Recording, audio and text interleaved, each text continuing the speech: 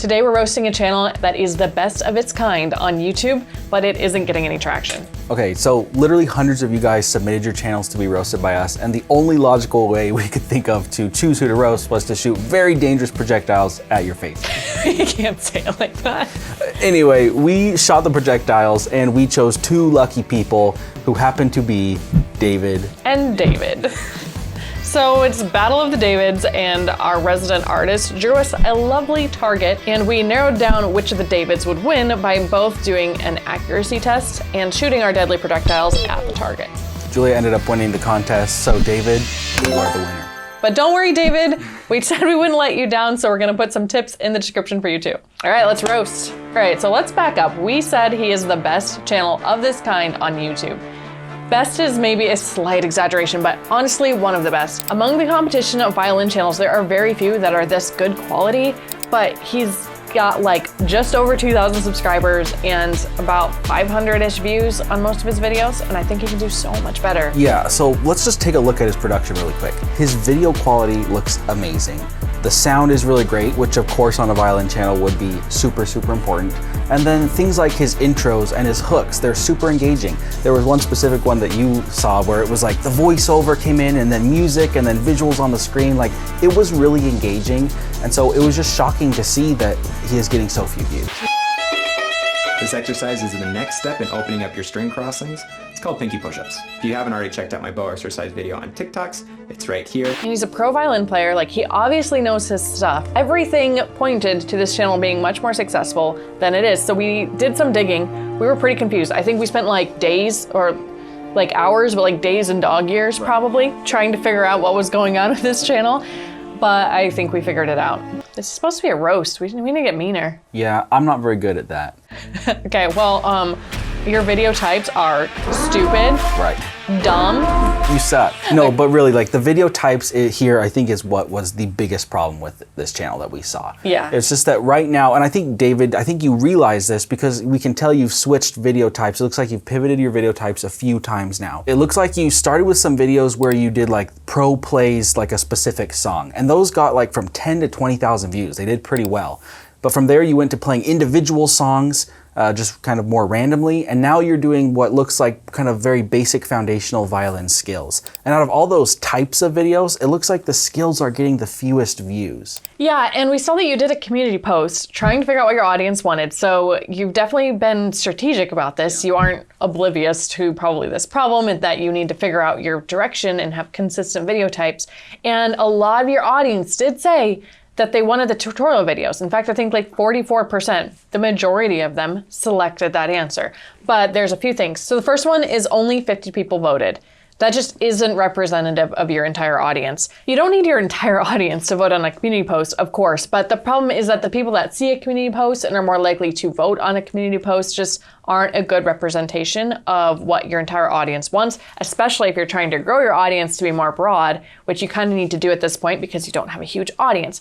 The second problem is that none of your options were more outside of the box than the tutorials. The other ones, I wouldn't argue were any better. I wouldn't say, oh, you thought that it was this one because most people voted on this one, but you should probably do one of these other three. I would say don't do any of these options that you had in this community post. We'll put it on screen so you guys can see. And so I think you were so close to hitting the nail on the head when you were doing those pro plays style videos, the ones that were getting between 10 and 20,000 views.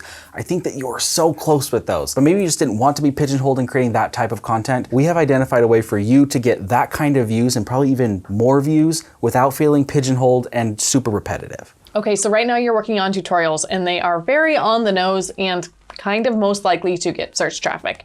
Now, you might feel like some of them aren't exactly search questions like how to blah, blah. You're saying, oh, maybe you have never heard of pinky push-ups and you should be doing them. But still, these are not packaged well for Browse and Suggest. They just aren't. And you could actually potentially win on search. But the problem with that is that it's a very small percentage of YouTube views that are from search traffic at all. The vast, vast majority is from Browse and Suggest and Watch Next recommendations. So you have to win on that to really gain a big audience. Here's the other thing. Now, I think you probably know your target audience and you're thinking you want to reach people that are really passionate about violin and learning violin, not just people that want to be entertained. Possibly. I don't know what you want, but I'm guessing. Even if that is the case, either way, this is going to work for you, okay? Because there are so many people that do like violin that aren't just not going to search for a tutorial. There are people that maybe haven't played in years, but they miss it, and maybe your video would inspire them to pick up their violin again. There's people that have always wanted to play but haven't started yet, and maybe your video would inspire them to get started, to pick up that violin that somebody gave to them but they never ever touched it. So there are so many people that you can reach that are interested in what you want to teach them, that are actually committed, that aren't going to be searching for violin tutorials. I love this because you make your reach so much more broad. You still get the people who are very, very interested in the tutorials, but you get all the other people too who are just more interested but on the edges of the violin world. Yeah, okay, so here is the better way we've identified. As an example, I'm going to show you this channel, Become a Piano Superhuman. Okay, this channel is probably not exactly what you want to do, but I think it's a lot closer than you are now. And if you use some of the strategies that they're using here, you get a lot further. So for example, we've got things like learn piano, Lesson 1, 98% success rate. 4 beginner mistakes that are killing your progress. I'm gonna go sort by popular. Learn 4 chords, play hundreds of songs. It's a little less practical than what you're doing. You're probably telling them like, look, pinky push-ups are super important, and that is more practical and honestly might get people further than just trying to learn 4 magic chords that they can play every song with. And you don't have to go quite this far, but if you go more in this direction of packaging your videos in a little bit more broad appeal way, I think you'll get so much further. Okay, another example here is this perfect piano practice morning routine for beginners. So on your violin channel in its current state, you would probably turn that into some sort of tutorial video where it was just ideas or a very specific routine for a specific violinist, or beginners in this case. But what if you packaged it like this, the perfect piano practice or the perfect violin practice routine for the morning for beginners? That just broadens it out a little bit and it just makes it a little bit more interesting. Right. It's not that the content changes that much, it's just the packaging for the most part. Okay, this guy also has some very entertainment-like stuff. Like he's got Hillbilly plays piano, they're in for a surprise and they're so impressed, and just kind of like almost gimmicky things like that are very entertainment driven, right? And that would be an option for you, and it could probably grow your channel quite a bit. But I want to kind of convince you to do entertainment or go more towards entertainment, even if you still like really care more about genuine violinists than just entertaining the crowds, okay? So Mark Rober, we love Mark Rober. He does engineering videos, but they are so entertaining that they appeal to pretty much everyone, even if you have no interest in engineering, kind of like Nathan and I.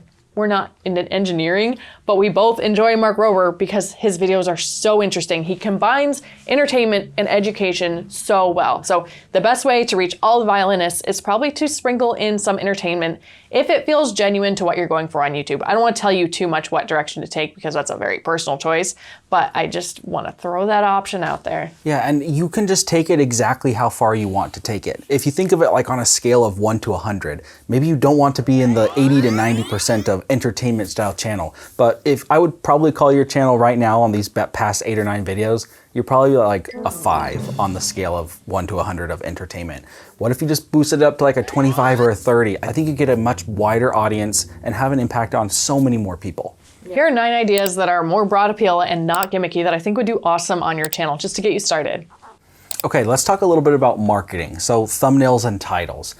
The very first thing that I would say about thumbnails is it's not always about making a better thumbnail. You always hear people talking about making better thumbnails. It's really about making the thumbnail that very closely matches the idea of your video in whatever way you take it. Yeah, and I think sometimes what that means is that it's not about tweaking your thumbnail or your title, and it's not necessarily that they're clickbaity and too far off. It's that all of it needs a pivot, that the whole idea itself needs to change along with the title and thumbnail. It's like soup. It's like instead of a sandwich with this different layers of, oh, I got a good thumbnail and I got a good title, it's soup. Yeah, so let's give an example here. So let's just talk about shoe shopping. I'm not sure, I think it was Cody who came up with this example, but think about the concept of shoe shopping and how many video ideas that could come out of that. A very basic tutorial type video would just be, I'm going to show you the best way to find the cheapest pair of shoes. Yeah. Like that's kind of boring, but it's good. It could be helpful for the right person.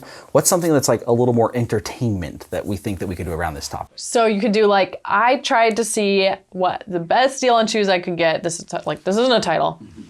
The concept of the video would be, I went shoe shopping for 1 hour to find the best deal I could find in 1 hour, or The world's cheapest pair of shoes. yeah, or department store versus thrift store. Which ones are, last longer or stand up against this steamroller better? Right, like torture testing, yeah. Yeah. Or like, one way that I like to think about this, so in the shoe shopping example, this is just one example, but think about how different YouTubers on YouTube would make this video. That's kind of how I like to think about it. So I think about, how would Mark Rober make this video? How would Mr. Beast make this video? How would any other large channel, like, okay, think about a gaming channel. Maybe they try and create a pair of shoes on Minecraft for like a gaming channel, or like, there's just so many different ways that you could approach this video, and all of them are valid. Like, all of them are good ideas. It's just, what do you want to do with your channel? I'd say some of them could be a little bit more gimmicky, like maybe a Mr. Beast style, I bought 50,000 pairs of shoes. Or it could just be a very much Mark Rober, like, how is the shoe constructed, and breaking down how they make them so amazing for runners. I don't know. Yeah, it's so different than how most people come up with video ideas. I have to remind myself of this all the time. So instead of, next time you're trying to think of your video idea, instead of sitting down and trying to like think of a creative idea off the bat, I think we're all trying to be creative, but instead of trying to think of 15 separate ideas, try an exercise where you take one topic, like maybe it's the pinky push-ups, and you say, what are 15 different ways I could present this? Yeah, and currently your titles and thumbnails on your channel aren't bad. I think they match very closely with what your videos are. They're very tutorial-ish. The text on the thumbnails very much describes exactly what people are gonna find in the video. So as you start making more interesting or engaging video types, you're going to just have these titles and thumbnails that just feel more naturally exciting and interesting. All right, David, overall your channel looks great. There are a lot of things that you're doing right, but these video types are a really big deal. I think that this will make the biggest difference on your channel of anything else that you could potentially do. Yeah, and another thing, David, is you don't have like a top-down shot showing exactly what your fingers are doing, and I don't even think that would make your channel take off like at all, but it'd be really cool if like people could see you playing your violin with a top-down camera if you have some extra money to blow. But like, this is roast, so how dare you? Yeah. How dare you not have that already? How did you not think of that? If you think we weren't harsh enough, roast us in the comments, brutally, let us have it. I think we were pretty mean. Yeah, do you know what that means? Being mean? You keep saying that word. I do not think it means what you think that it means. We'll see you guys. Oh. Like a good neighbor, State Farm is there. Jake from State Farm.